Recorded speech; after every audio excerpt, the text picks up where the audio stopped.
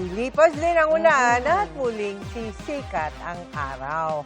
Kaya naman kaunting pahinga sa ilang linggo ng ulan ang maaliwalas na panahon kanina. Ang init ng araw, sinamantala ng mga nakamis nito. Lalo po yung mga binaha. Abay, panahon na para maglinis at maglaba. Maglaba, oh. Kaya naman ang aming tanong, nakapagsampay na ba ang lahat? Nakatutok si Oscar Oida. Halos sumuko na raw ang katawan ni Rhea sa paulit-ulit na paglilinis. Mantakin nyo, ngayong linggo, 3 beses binaha ang kanilang lugar dito sa Malibay, Pasay. Kasi babaha, hulas. Pamaya, babaha na naman. Nung katulad yung nakarang araw, 3 beses na pagkakahupa ng baha, maya-maya may baha. Yun, loob ng bahay, puro linis. Walang kapaguran, may mga alipungan na nga ako. Sa kanilang lugar, mababaka sa bawat sulok ang tanda ng pagpupursiging makabangon matapos ang ilang araw na pagkakalubog.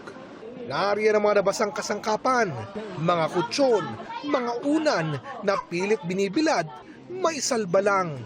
Namamaho po kasi sobrang baho, tas yung kulob, para maarawan, mawala yung amoy ng kulob. Sa ordinaryo ng sinuot ng tao, madali siyang malabahan yun kasi hindi katulad dun sa binaha, na mga damit, andyan yung mga dumi, yung mga putik. Minsan nga na itatapon mo na dahil mahirap ilabhan kasi makapit na po. Yun nga lang, may mga gamit ding anumang pilit i-save, di na kayang i-resuscitate. Ang dami ko mga gamit. Ito, yung mga kahoy ko, mga nabulok na, kasi ilang araw na basa, mga sinampay. Tapos yung tindahan ko, hindi ako makapagbukas. Siyempre, tambak din ang labahan.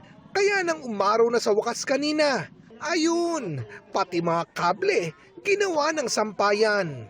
Si ate, di baling maputput daw ang mga daliri sa kakakuskus, matanggal lang ang mga nanuot na dumi. Ang kaso, may mga mantsa raw na tulad ng mapait na nakaraan, pilit kumakapit. Para naman kay Makay, ang pait na hatid ng nagdaang baha, daig pa raw ang ma-broken-hearted ng 10 ulit. Mas madaling mahupa ang luha kasi 10 punas mo lang.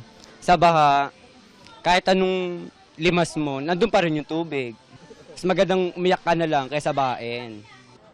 Sa kabila ng lahat ng ito, dapat daw di maubusan ng pag-asa.